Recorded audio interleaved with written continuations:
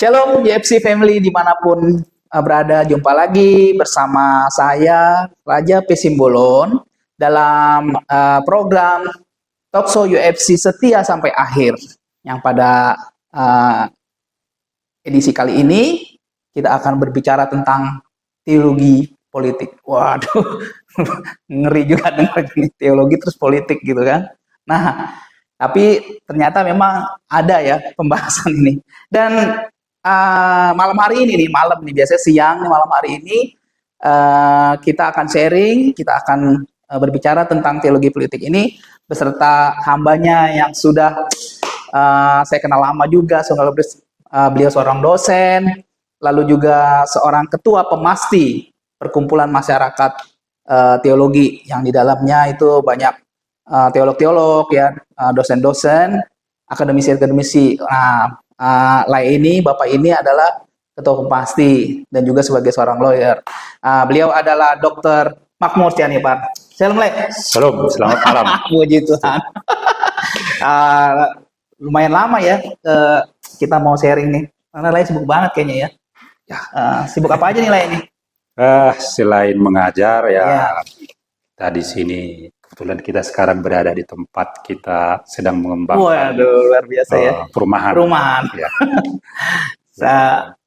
Terus pemasti juga ya? Ya, kita saat ini sedang membentuk ya, sudah dari tahun 2021 yang namanya Perkumpulan Masyarakat Teolog Indonesia. Jadi orang pinter tuh ya? Ya, itu sebagian besar sebenarnya pendeta. Ya, dan dosen-dosen teologi. Jadi kita kumpulkan di situ untuk berkontribusi terhadap pengembangan teologi di Indonesia yang khas Indonesia seperti itu. Dan juga memberikan kontribusi pemikiran kepada kehidupan kita berbangsa dan bernegara. Luar biasa ya. Jadi itu akademisi semua ya? Akademisi semua. Ya, jadi UFC Family nggak salah juga nih. Temanya berat, teologi politik. Dan yang akan memberikan pencerahan, sharing, ya seorang hamba ya ketua pemasti ya. Pasti kira-kira oke lah nih ya. Oke. Ya, sebelum kita berbicara tentang teologi politik ini, ada satu ayat firman, itu ada dua ya, ada dua ayat firman. Mungkin nanti yang satu kasih tahu ya. Saya dari ayat 1 firman Tuhan yang terambil dari Kisah Para Rasul 5 ayat 29, maaf. Kisah Para Rasul 5 29 yang berkata, tapi Petrus dan rasul-rasul itu menjawab katanya, kita harus lebih taat kepada Allah daripada manusia. Nah, teologi politik Kristen adalah salah satu upaya teologi Katolik dan Protestan untuk mengatasi krisis kebudayaan pada abad 20 dengan dasar-dasar kekristenan. Teologi politik Kristen memiliki beberapa ciri, diantaranya berorientasi kepada kesejahteraan publik, menjamin hak asasi manusia, mensinergiskan agama dan negara, memperjuangkan keadilan dan kesejahteraan bagi semua orang, memperjuangkan hak-hak hidup orang lemah, miskin, dan tertindas. Beberapa teolog yang memberikan kontribusi penting bagi pemikiran politik Kristen, diantaranya Augustine, Aquinas, John Calvin, dan Martin Luther. Teologi politik Kristen juga memiliki beberapa pandangannya, diantaranya politik gereja adalah pelayanan untuk memperjuangkan kepentingan masyarakat secara keseluruhan. Gereja dan teologi perlu melakukan interdisiplinaritas dengan ilmu-ilmu yang lain. Politik dan gereja teologi berada dalam aktivitas resiprokal. Jadi pertanyaannya, Le, tadi saya udah kasih artikel-artikel yang saya siapkan dulu nih sebelum saya sharing nih, Le ya. Nah, nanti Le kira-kira kasih tahu ya, koreksi mungkin apa yang saya artikelnya sudah buat ya. Jadi apa sih sebetulnya menurut Le yang dimaksud dengan teologi politik? Ya, jadi pertama teologinya dulu kan. Ya. Nah, teologi itu kan kita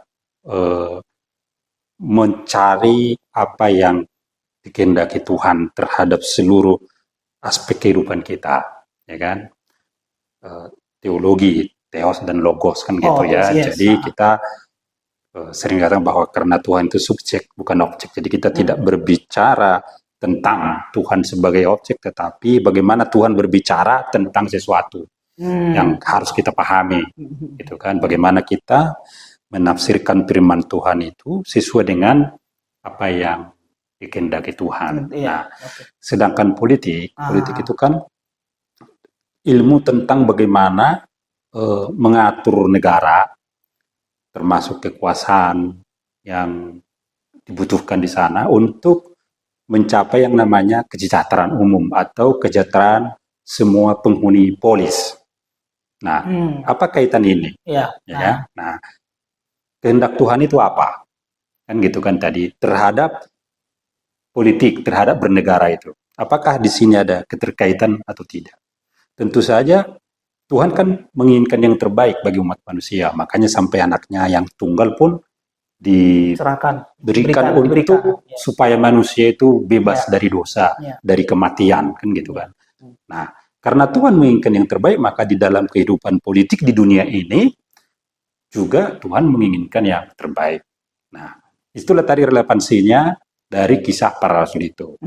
Selama ini orang Kristen ada suatu pro kontra, ya kan, antara apakah orang Kristen itu berpolitik atau tidak, ya kan. Nah, kemudian sebagian Kristen menganggap bahwa kita harus tunduk kepada penguasa, ya kan. Jadi karena termasuk Calvin itu mengatakan kita harus tunduk kepada penguasa, karena penguasa itu dari Allah datangnya. Paulus juga menyatakan dalam surat-surat yang ke Roma kan. Nah, tetapi sebenarnya pertanyaannya, kalau penguasa itu lalim, ya kan? Kalau penguasa itu jahat, apakah kita harus tunduk? Betul. Nah, itulah relevansinya kisah para rasul ini, bahwa kita harus lebih tunduk kepada Allah dibandingkan apapun yang ada di dunia ini. Jadi kalau penguasanya tidak sesuai dengan kehendak Allah, tidak sesuai dengan perintah Allah, maka kita tidak perlu tunduk kepada kepada penguasa yang lalim. Itu tentu tidak sesuai lagi dengan kehendak Allah, karena Allah itu adil. Dia akan memberikan yang terbaik bagi manusia, gitu kan. Kalau seorang penguasa itu jahat, ya itu tentu tidak sesuai lagi dengan Tuhan. Gitu. Nah, itu yang pertama. Yang kedua, kita lihat ketika Yesus di Nazaret, ketika dia masuk sinagoga itu, kalau ingat ketika Yesus pertama umur 12 datang ke Nazaret, kemudian ibunya pulang, ternyata dia nggak ikut. Nah, ditemukan di sinagoga, ternyata Yesus lagi diskusi dengan orang-orang yang datang ke situ. Kita lihat di Lukas 4, terutama ayat 18 sampai 19. Di situ disebut, pertama dia bilang bahwa roh Tuhan turun kepadaku, artinya dia sudah penuh roh. Nah, kepadanya diberi kuasa untuk ya kan membebaskan yang tertawan, ya kan, sampai orang-orang buta membuat yang buta melihat, membuat orang miskin supaya dibela gitu. Betul. Membawa tahun rahmat. Artinya tahun rahmat, tahun Gobil ya. Nah, itu Gobil ya. Nah, itu untuk memberi, pokoknya bagi supaya semua manusia itu ya mendapatkan yang terbaik sesuai dengan tadi tujuan politik yang tadi. Gitu. Nah, kaitannya tadi dengan politik Kristen, kehadiran Kristen di dalam politik tentunya harus sesuai dengan ini. Ya kan, sesuai dengan maksud kedatangan Yesus, selain maksud rohani yang tadi membebaskan manusia dari kematian yang kekal, juga untuk membuat manusia selama di dunia ini hidup sejahtera atau mendapat keadilan termasuk HAM dan sebagainya. Seperti itu. Jadi kalau tadi Laya bilang bahwa kita harus taat Allah, kan itu jelas. Tapi boleh dikatakan jadi nanti kita memberontak juga dong kepada kalau pemerintahan gitu. Ya itu memang teolog-teolog itu termasuk itu Calvin. Aquinas dan Aquinas, sebagainya ya. itu banyak yang mengatakan kita hanya berdoa saja Iya. kalau menemukan yang Iya. namanya penguasa yang lalim Nah, gitu, ya kan? iya. Nah, tapi masa ya kita membiarkan kita ditindas? Yesus sendiri datang membebaskan yang tertindas, Iya. ya kan? Iya. Jadi ya kita pun sebenarnya sebagai orang Kristen di dalam politik, kalau ada penindas entah itu penguasa entah siapapun itu, kita harus turun di situ untuk membebaskan mereka dari situasi itu. Iya, iya. Tapi artinya pro dan kontra ya. Ya ini sering terjadi terutama kalau, nah ini kan sekarang nih negara ini kita ini kan terbelah dua ini, antara yang pro, maaf nih ya, pro Jokowi dengan yang anti Jokowi sekarang kan. Nah, kalau kita sekarang bicara, kalau saya kebetulan yang anti Jokowi, yang mengkritik Jokowi misalnya, pemerintah itu tidak becus misalnya saya bilang begitu, nanti akan ada yang bilang, oh ini dari segi Kristen nggak boleh seperti itu, karena kita harus tunduk kepada penguasa seperti pesannya Rasul Paulus gitu kan. Nah, kalau misalnya nggak benar apakah tetap? Jadi karena di situ ditulis oleh Paulus harus tunduk kepada penguasa karena penguasa itu tetap berasal dari penguasa di atasnya, ya kan? Jadi kita harus apapun kata pemerintah ya kita harus tunduk. Iya. Tapi kan jangan lupa tadi kisah para rasul itu, kita harus lebih tunduk kepada Allah. Jadi apapun yang bertentangan dengan Allah, dengan perintah Allah, dengan firman-firman Allah itu kita tidak boleh tunduk kepadanya.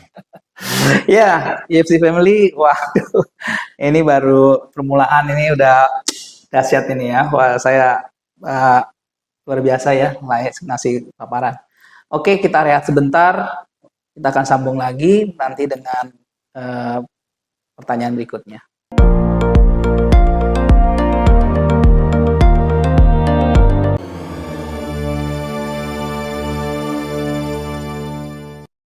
YFC Family kembali lagi bersama saya dan hambanya Bapak Makmur Sianipar. Oke, Lai, sekarang yang pertanyaan berikutnya. Jadi apakah pada konteks ayat firman yang tadi ya, di kisah para rasul itu, karena faktanya gereja akan lebih mengikuti ya, taat kepada manusia, penguasa, pemimpin gereja, atau pada Tuhankah? Ya, sesuai dengan kisah para rasul itu. Jadi kita tetap harus lebih taat kepada Allah dibandingkan kepada penguasa dunia ini. Ya. Gitu. Jadi kalau dia tidak sesuai dengan perintah Allah, ya kita harus melawannya. Contohnya ini memang di zamannya Makabe kalau di dalam Yahudi ya.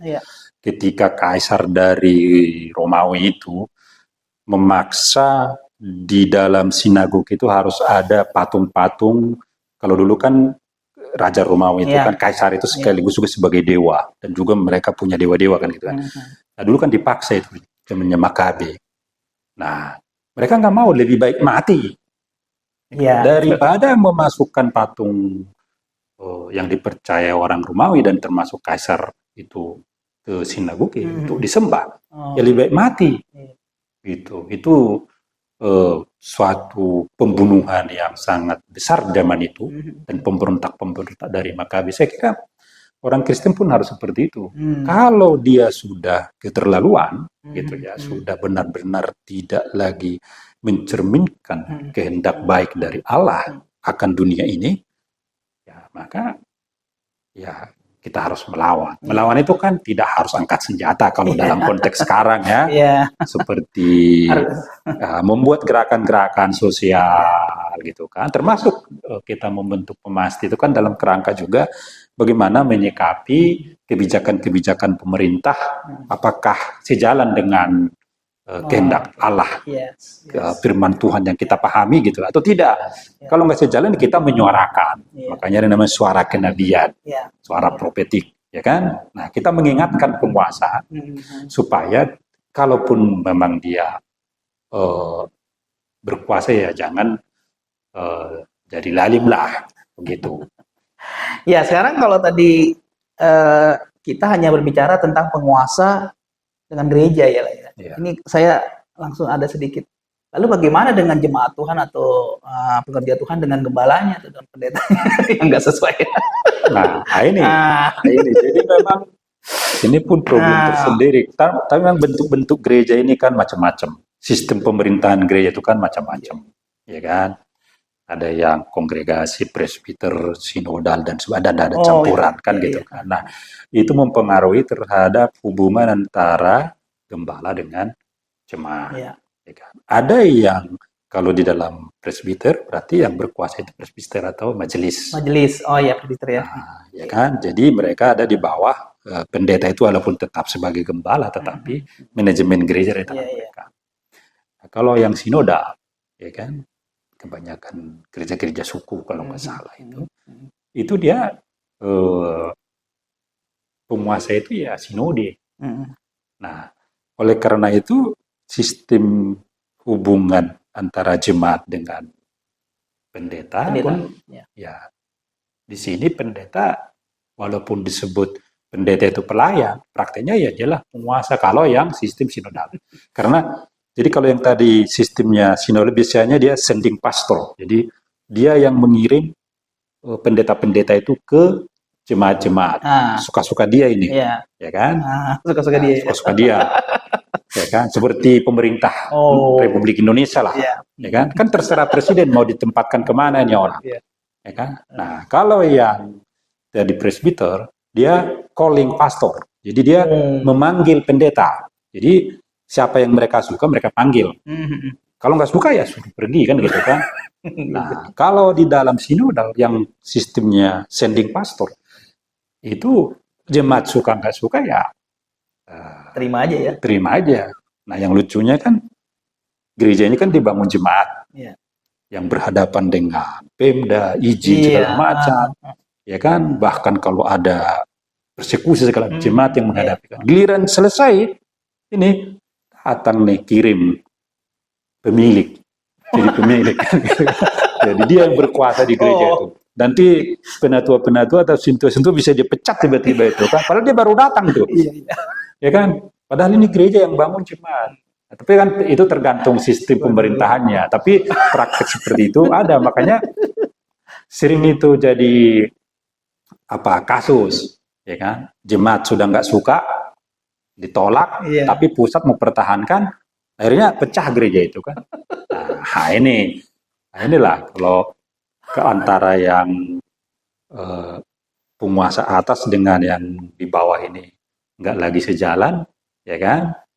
Yang terjadi ya adu kuasa, ya kan? Jemaat bisa ngotot, ini juga ngotot, ya seperti yang kasus-kasus itulah bisa rebutan mimbar. Ngeri sedap nih.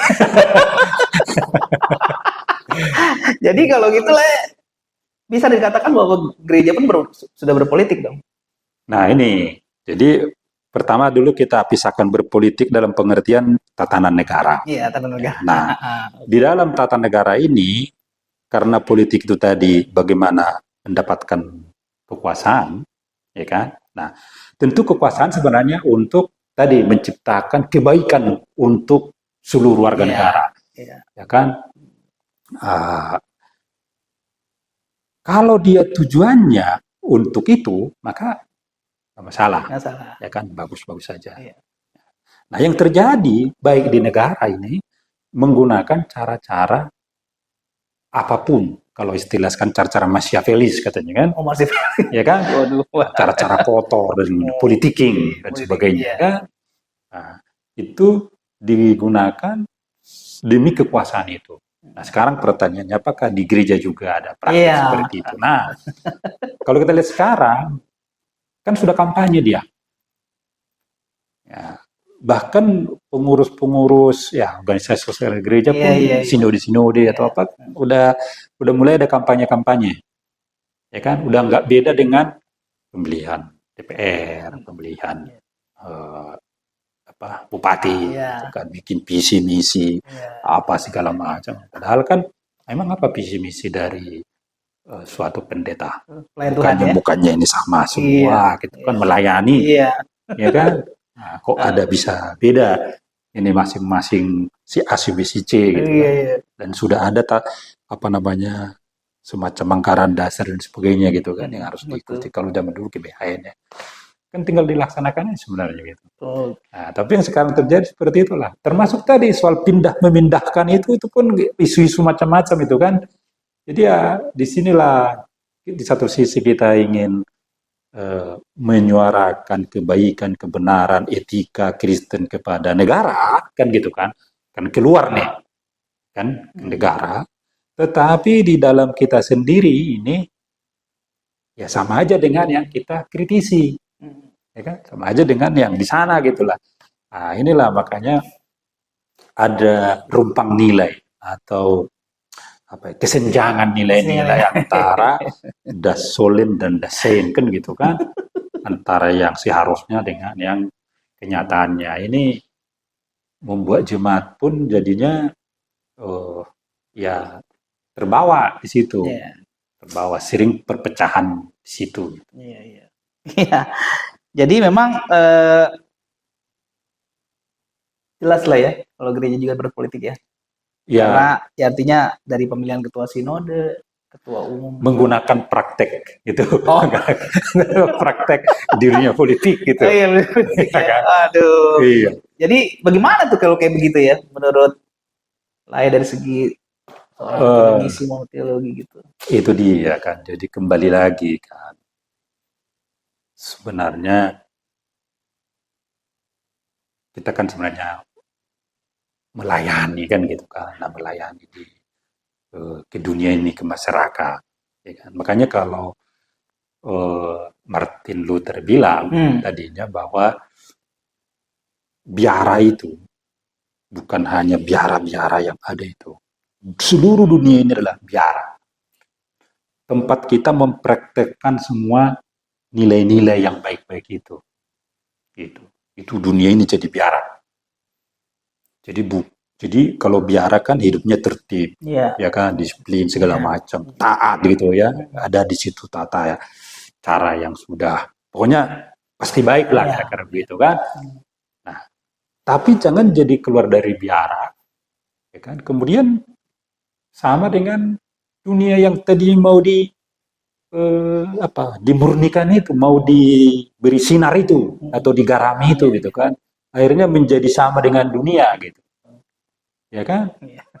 Nah, itu dia tuh yang terjadi begitu. Terjadi bukan lagi menggarami dunia, ya kan? Tapi sudah belepotan dengan dunia ini. Nah, ini nih yang sekarang nih makin susah kita sebagai jemaat ini kalau melihat praktek-praktek begitu, ya. Tapi kita tetap punya optimisme ya bahwa gereja ini kan sudah berabad-abad. Ada penyimpangan, iya, tetapi selalu ada yang namanya pemurnian, ya kan? Seperti gerakan reformasi, ya kan? Jadi yang menyimpang itu pasti di antara pelayan-pelayan dan jemaat ini pasti ada yang pada akhirnya untuk meminta kepada, kalau istilah banyak kita gitu ya, kepada ajaran yang seharusnya gitu. Oke, UFC Family, kita break lagi nih ya, makin menghangat ini. Ya, kita kembali kemudian.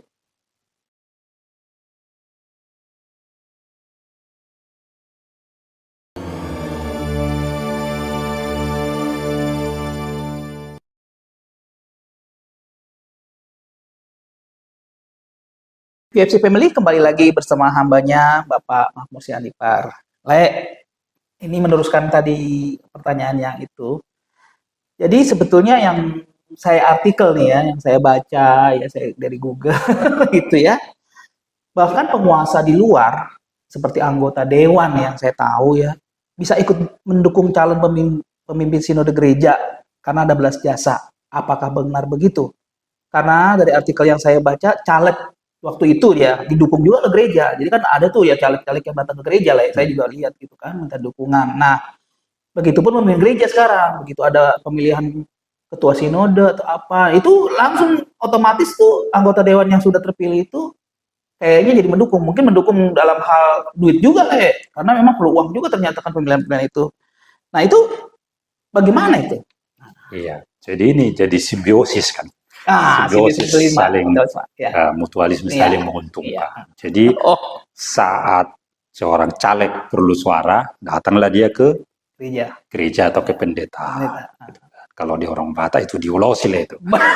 Kan gitu, bukan hanya didoakan tapi diulosi sebagai simbol. Padahal udah dukungan itu ya. Iya. Jadi kalau yang bijak, ada yang bijak semua diulos, semua yang datang diterima. Ya kan? Kita mendoakan yang terbaik sesuai dengan kehendak Tuhan. Kalau itu memang pendeta kan nggak boleh menolak kalau orang datang mau didoakan kan? Doakan ya. Ya kan? Tapi kalau mengatakan pilihlah si A, si B, si C, nah ini yang masalah kan? Nah, karena itu berarti dia sudah masuk di dalam politik praktis. Tetapi kenyataannya memang seperti itu, ya kan? Nah sebaliknya begitu. Ketika musim nanti pemilihan ketua sinode, calon-calon mendatangi politisi. Makanya kita mendengar si A itu dukungan politik si A, si B, si C, kan gitu kan. Nah, itu isu seperti itu sering. Nah, apakah benar? Kita kan bukan tidak ikut di dalam proses itu, tapi isu-isunya seperti itu. Nah, di sini yang tadi bahwa sebenarnya dari gereja lah memberi suara kenabian yang membawa terang kepada dunia, menggarami dunia itu supaya semakin enak lah. Kalau nggak ada garam kan nggak enak. Jangan keasinan juga kan begitu. Ada tinggi ya. Nah, begitu juga menjadi terang. Kalau gelap terang. Jadi terang itu kegelapan itu ada kalau terang nggak ada. Nanti praktek nanti di rumah, ya kan? Praktek matikan semua lampu. Apa yang ada? Gelap. Ya kan? Jadi kalau di situ yang harus aktif siapa? Terang. Pembawa terang lah yang harus aktif, menyalakan lampu supaya gelap hilang. Nah, sekarang kalau sudah sama-sama gelap, nggak akan ada lagi. Jadi kejahatannya sebenarnya lebih bersifat pasif dia. Karena kita ini kan sebenarnya sudah sejak jatuhnya ke dalam dosa, kita ini sebenarnya sudah nafsu-nafsu dosa itu sudah lebih dominan, ya kan? Jadi kalau tidak ada gerakan aktif dari terang, kita ini akan terbawa kepada dosa terus. Nanti praktekkan itu. Gelap, matikan semua lampu, diam, gelap kan? Begitu ada terang. Jadi yang harus aktif itu adalah terang. Untuk menghilangkan kegelapan itu. Nah sekarang, kalau pendeta pun sudah, dunia itu kan yang harus diterangi. Politisi, DPR, bahkan bupati, wali kota, presiden sekalipun, itulah yang harus diterangin. Kan? Nah sekarang kita justru minta terang ke dia, minta dukungan dia. Berarti kan kita minta gelap. Ya kan? Gelap, ya kan? Kita menggelapkan diri dengan mereka. Ya kan? Wah, dasar ya, akhirnya yang dominan akhirnya gelap semua jadinya. Gitu. Jadi ya itu tadi sebatas normatif, datang ya doakan dan berikan nasihat. Kalau terpilih nanti ya seperti yang disampaikan Yesus itu, membebaskan yang tertindas, membawa kabar baik, membawa kesejahteraan, kan begitu kan? Itu apa artinya sebenarnya? Orang miskin berarti kan kebijakan-kebijakannya harus berpihak kepada orang miskin, ya kan? Orang buta, kalau kita kontekskan dengan orang buta berarti kesehatan. Bagaimana orang-orang miskin, orang-orang tidak mampu mendapat pelayanan kesehatan yang sesuai, yang tetap sama dengan yang mampu bayar, ya kan? Maka ada standar minimal pelayanan kesehatan. Kan itu orang buta harus disembuhkan. Kan orang miskin harus bisa sejahtera. Yang tertindas harus dijelaskan, bukan menindas. Contohnya, kebijakan-kebijakan, katakanlah yang lagi tren sekarang di Rempang. Rempang. Ya, rakyat kan menolak karena tanahnya tidak. Nah, seharusnya orang Kristen bersuara di situ. Ada keberpihakan. Nah, politisi-politisi Kristen harusnya bersuara di situ. Ya kan? Nah, kalau sekarang pemerintah seperti itu sudah perilakunya menindas, kemudian kita minta dukungan dari penindas, itu kan kita meminta gelap untuk menguasai kita. Ya selesai sudah kalau sudah seperti itu. Begitu. Iya, waduh luar biasa ya. Jadi harus jadi terang ya poinnya ya. Harus jadi terang. Nah, itu ya. Jadi jangan yang udah terang malah jadi ikut mau jadi gelap ya. Betul. Yang aktif itu harus terang supaya kegelapan bisa hilang. Oke, Le. Nah, penutup nih, Le. Kira-kira simpulan dan saran apa ya? Ya maksud saya apakah gereja boleh berpolitik dan seperti apa sih sebetulnya biar elegan gitu ya, supaya jadi berkat juga. Gitu Ya. kira-kira. Gereja memang harus berpolitik. Apakah itu dalam konteks bernegara seperti yang tengah tadi, karena politik adalah memperjuangkan kesejahteraan untuk seluruh anggota polis. Jadi oleh karena itu gereja atau orang Kristen pun harus memperjuangkan itu. Apa itu kesejahteraan polis? Yang tadi itu kesejahteraan, kesehatan ya orang buta tadi ya kan, menolak penindasan dan sebagainya, dan membawa kabar baik bagi orang-orang tertindas dan orang miskin. Itu intinya kalau mau kita sederhanakan ya, sesuai dengan Lukas 4 ayat 18 sampai 19 itu. Itulah sebenarnya misi politik Kristen di dunia ini yang harus dilaksanakan, kira-kira seperti itu. Iya. Jadi kira-kira quotes-nya gereja berpolitik untuk manusia gitu ya, mensejahterakan. Kesejahteraan seluruh manusia gitu. Itu ya. Kalau bahasa satunya memanusiakan manusia. Manusia. Jadi artinya sharing kita teologi politik ini sebetulnya tidak kotor gitu ya bahasanya ya. Bagus ya sebetulnya ya. Iya, harusnya. Iya, harusnya ya. Oke. Yes. Terima kasih Le sudah jadi tamu kita yang memberikan sharing luar biasa ya. Saya juga jadi ngerti nih kalau artinya jangan melihat hal-hal yang politik itu yang kurang bagus ya Le. Terima kasih sudah menyiapkan waktunya.